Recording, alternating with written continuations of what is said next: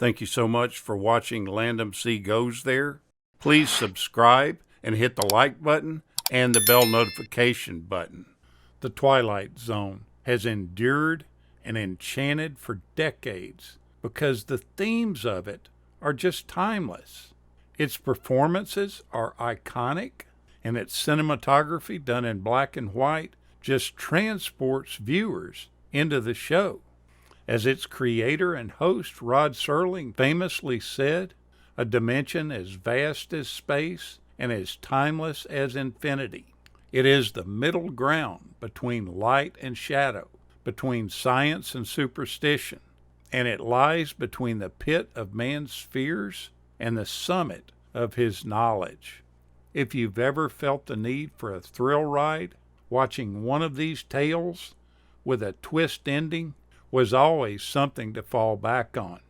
I've done a few episodes on the Twilight Zone, but this is one of those series that's just endless. I could probably do 25 episodes and still not run out of material. It's completely impossible for any fan of the show to imagine the series narrated by anyone else other than Rod Serling. But the series creator and head writer wasn't the network brass's first choice for that role. They wanted a much bigger star. CBS trained their sights on actor and filmmaker Orson Welles, whose baritone voice freaked out listeners in his 1938 War of the Worlds broadcast. But Rod Serling wasn't very fond of Mr. Welles at all, thinking his style was too pompous and distracting for the series.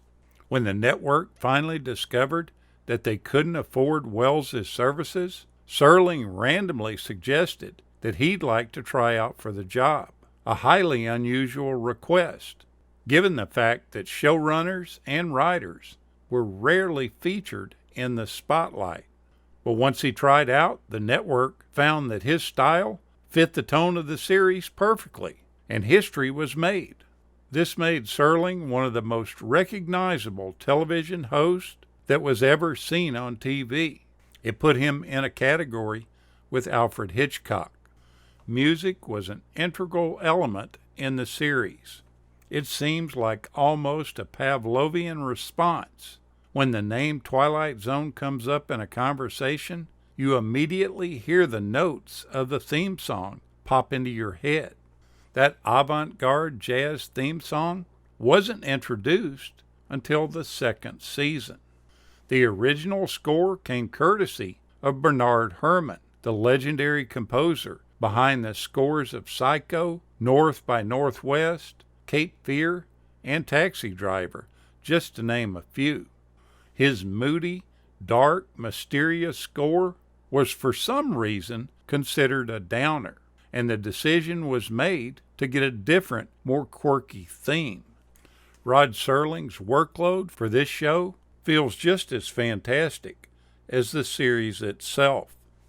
This guy was forever on the edge of completely burning out. He wrote a staggering 94 episodes for the show.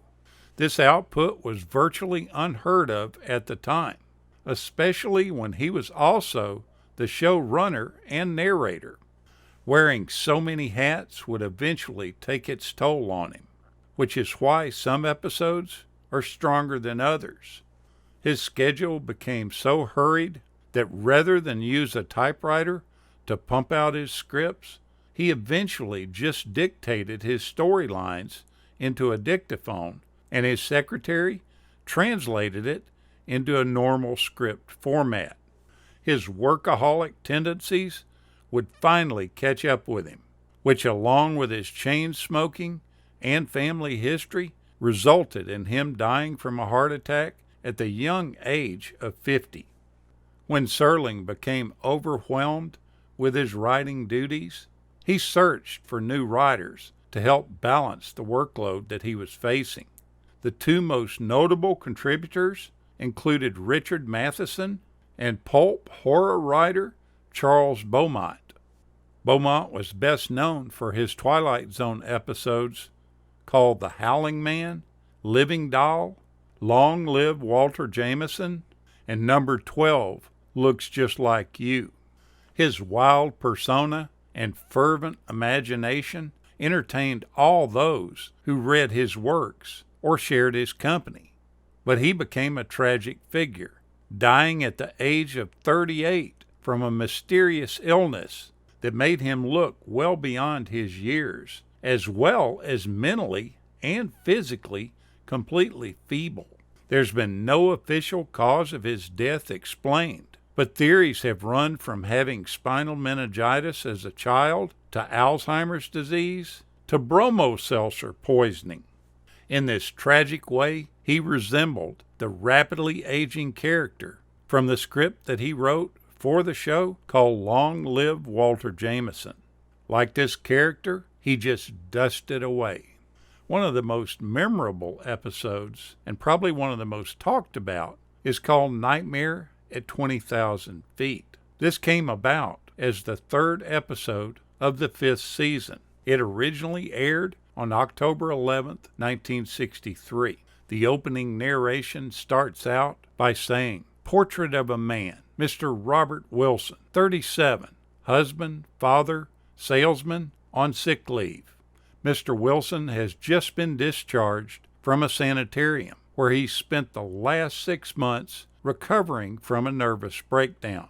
The onset, which took place on an evening not dissimilar to this one, on an airliner very much like the one in which Mr. Wilson is about to be flown home. The difference being that on that evening, half a year ago, Mr. Wilson's flight was terminated by the onslaught of his mental breakdown.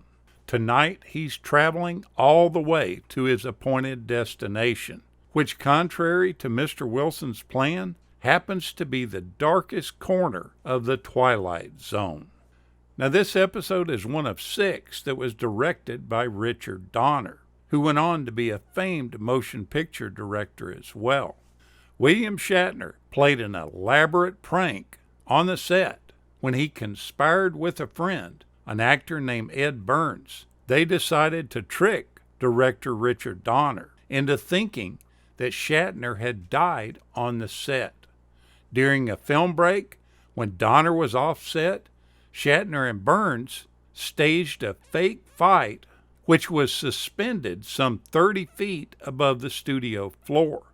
When Donner came running back into the studio to see what was happening, the 2 men chased each other around the back of the airplane set and wound up on top of the plane wing. Donner then saw a body falling off the wing and Burns yelling in terror as it impacted the concrete floor. The director then ran to the fallen, motionless figure, thinking it was a dead or terribly injured William Shatner. He was then greeted with laughter the moment he realized that it was just an articulated human dummy that the 2 men had found in another part of the studio and threw off the wing. Donner later joked about it, and he stated, "Honestly, my first reaction was, don't tell me I have to shoot the whole show over again." Go back and watch an episode of The Twilight Zone. It's always a treat. Thank you so much for watching, and we'll continue to chase the classics.